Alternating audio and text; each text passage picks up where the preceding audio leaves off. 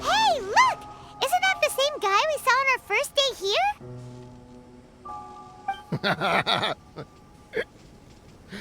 Everyone's gone crazy. Everyone should get out of here. Well, they'll never wake up. But I was right, my precious. You are invincible. Precious? What's his precious? A miracle machine. Definitely not impossible. I think he's referring to that machine. What a drunkard. Oh, goodness. The smell of alcohol. Mein Fräulein, please allow me to fan the fumes away with my wings. Excellent. Please, fan them away from me, too. Certainly. I've checked the surroundings, but there's no one else here. Isn't that strange? The Fatui is a big organization, but he's the only one left at this camp. What's more, we didn't even see him the last time we were here. Even the larger gentleman from the first time is missing. I think they must be hiding somewhere. As for why they may be hiding, I'm afraid we'll have to ask him. But he's as drunk as tone-deaf Bard. Should we wait for him to sober up? Cleanse him with the holy spring of punishment. Mein Fräulein means to splash him with water. Ooh, sounds like a good idea. Let's try.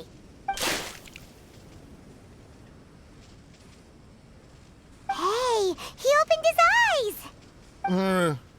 Huh? Hey, are you one of the Fatui? Can you tell us what happened here and what that machine is for? Fatui? Ha! Fatui! Those blockheads from the administration will regret it now! That's what you get for rejecting my research and forcing me to conduct my research on this deserted island. My precious! My precious! Why is he crying? Looks like he has a lot of pent-up emotions. You mocked me! And my precious invention. You don't know anything about the future. Only my invention can help us conquer the world.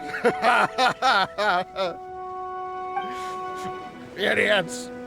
Such idiots.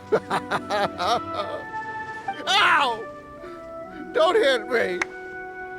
I won't blow up the lab again. I'm sorry. I didn't mean to. This man's gone insane. There's no way we can communicate with him. He wasn't like this when we first met him. It looks like the effects have grown worse, to the point of driving him mad. My manuscript. My manuscript. Only that can save. Manuscript? Where is it? Don't yell at me. Don't yell at me. Official, don't yell at him. Then I'll... Let me try. Kind sir, look at me. Now, tell me, where did you hide your manuscript?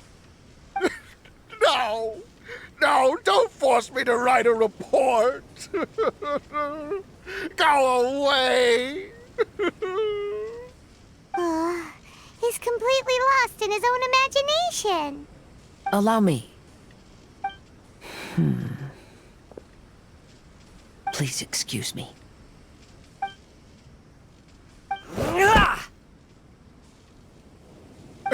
Oh! My butt!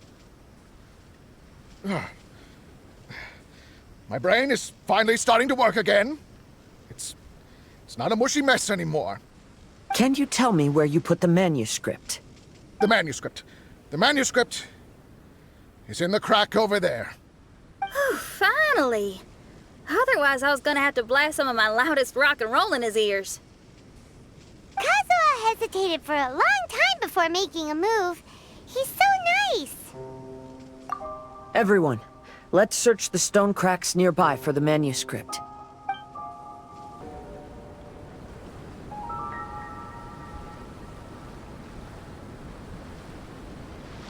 Found it!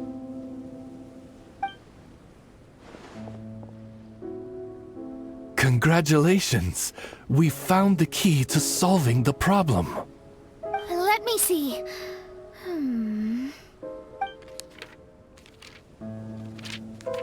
Just as I thought. This machinery, named cognitive mimicry, is capable of altering the state of people's brains. It was invented by the researcher we met earlier. His name is Persakov. According to the manuscript, the Fatui officials did not support Persakov's research. They believed he had taken the wrong path.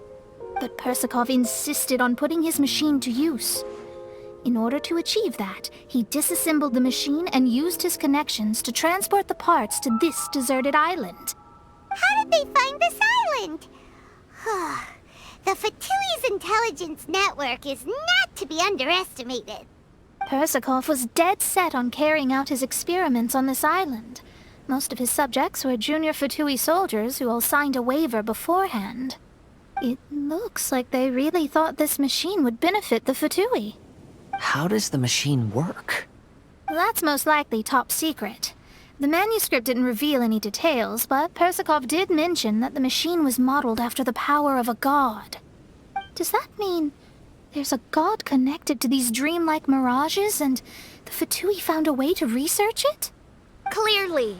Otherwise, they wouldn't have been able to reproduce the god's power. Anyway, Persakov's experiment did not go as planned. The machine broke down just days after it was activated. They tried to fix it, but the technologically illiterate Fatui soldiers completely ruined the machine. Even its most important component of all, the crystalline cores, got ejected and disappeared. A testament to the importance of maintenance in all aspects of life. I believe we can all learn something from this. Persakov may be a mad scientist, but he didn't want to see his subordinates suffer. Besides, if he didn't solve the problem, he would end up going insane as well. As a last resort, Persakov went out on his own to look for the cores. But he was just a sickly researcher, unfit for the task. He had to give up. Then, Persakov went searching for the soldiers who had gone mad and strayed from the group, and took them to a hidden cave. I think that was where they were at the day we arrived on this island. Persakov was taking a strong Fatui soldier somewhere. Yes, took Persakov all of his strength to get all the missing soldiers into the cave.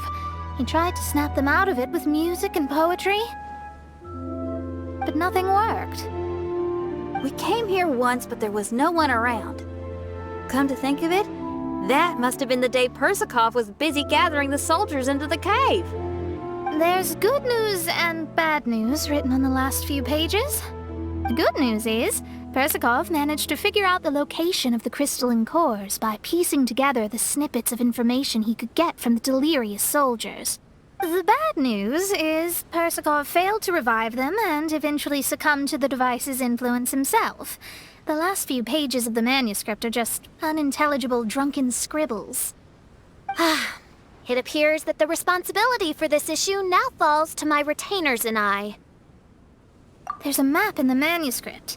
The markings should indicate the locations of the crystalline cores.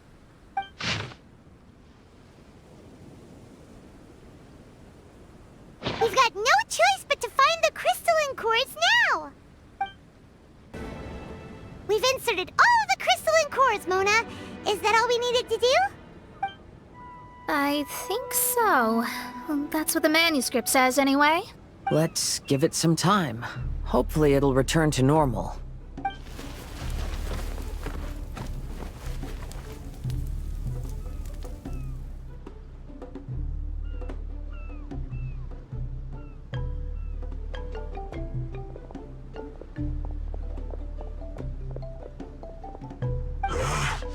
Someone's in our camp! Hey, who are you people? Hold on, look at the machine. Is it fixed? What? But Mr. Persakov is still lying on the ground over there! We're the ones who fixed the machine! Yeah, you're welcome! We could have had a nice, relaxing vacation if all of this hadn't ended up occupying so much of our time. Apologize to me and my retainers at once. Uh-huh? Oh no, I'm out of here. Hey! Don't leave me here on my own! Mr. Persikov's still there. We need to save him. Those two definitely seem a little more lucid now. It looks like we succeeded. Yay! Let's get out of here then! Paimon wants to spend the rest of this vacation back at our own camp. Yeah, but it feels like our camp now. Kinda like our temporary home. Then perhaps we should call it the Embassy of the Imanakreich and Dodoland. Huh? No! That's too many words! Paimon would prefer something easy to remember. Come on, let's go home now.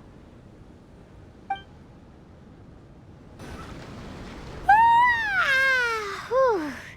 After coming home to a nice big meal, then having a long lie down, Paimon's finally starting to feel relaxed. Is the hospitality of the Imanakreich to thy liking? Paimon's loving it. Wonderful.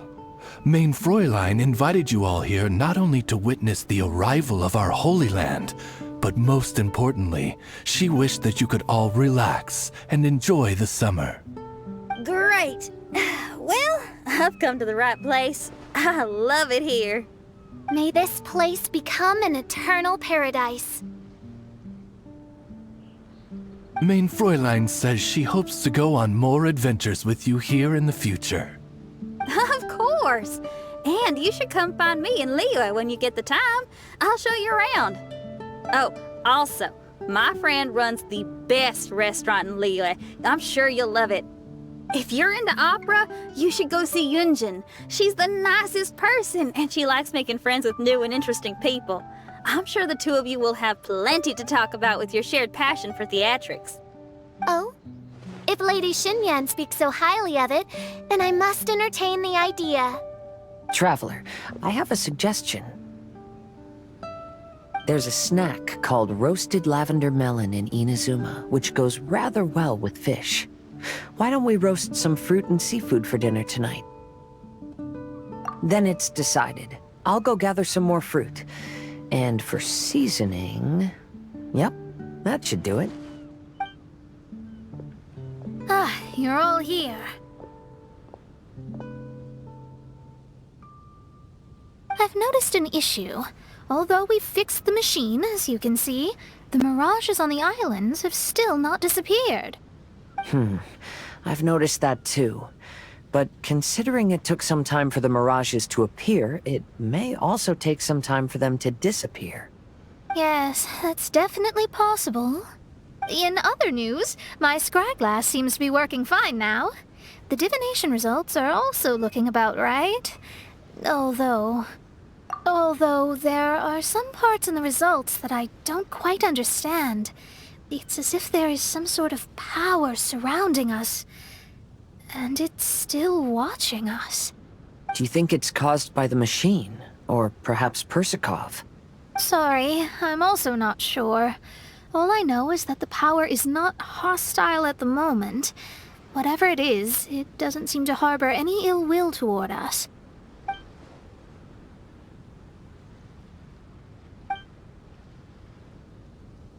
Well, although there's nothing left to disturb us and we can finally kick back and enjoy our vacation, we still ought to be cautious while we're on these islands. I will keep seeing what the stars say every day. I promised Fischl that I'd be her guard. I can help. Good. I'll be counting on you. Goodness knows why those girls are so carefree about everything. I suppose it falls to me to be extra vigilant. Oh, coming.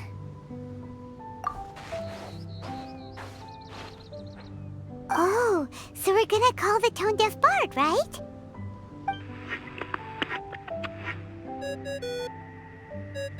Well, hello there, strangers. You finally called. I thought you were having so much fun that you'd completely forgotten about me. Nope. Oh, tone-deaf bard, a whole bunch of really strange things happened. A strange machine that can imitate the power of a god? Wow. I didn't know the Fatui had plans like that. Their imaginations are truly running wild.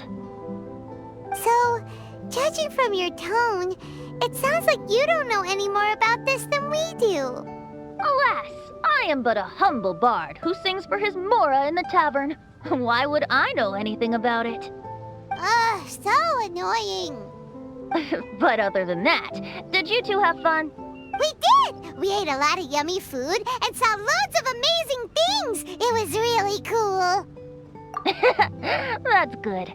The point of traveling is to record any feelings stirred along the way. As long as you had an unforgettable experience, this journey has served its purpose. As for the mysterious voice, although we don't know who it was, not only did she not harm you, she also helped you to gain a better understanding of each other, right? If you look at it that way, maybe she meant you well. I mean, if she was able to intercept Alice's communication tool, I'm sure she's also plenty capable of attacking you. Tone-deaf Bard is right. I'm glad to bring you some peace of mind. Just enjoy your vacation to the fullest. And don't forget to tell me all about the marvelous mirages when you get back. I want to record all these beautiful memories and turn them into ballads. Every summer will become an unforgettable song. Then I'll just wait for your return. Happy vacationing!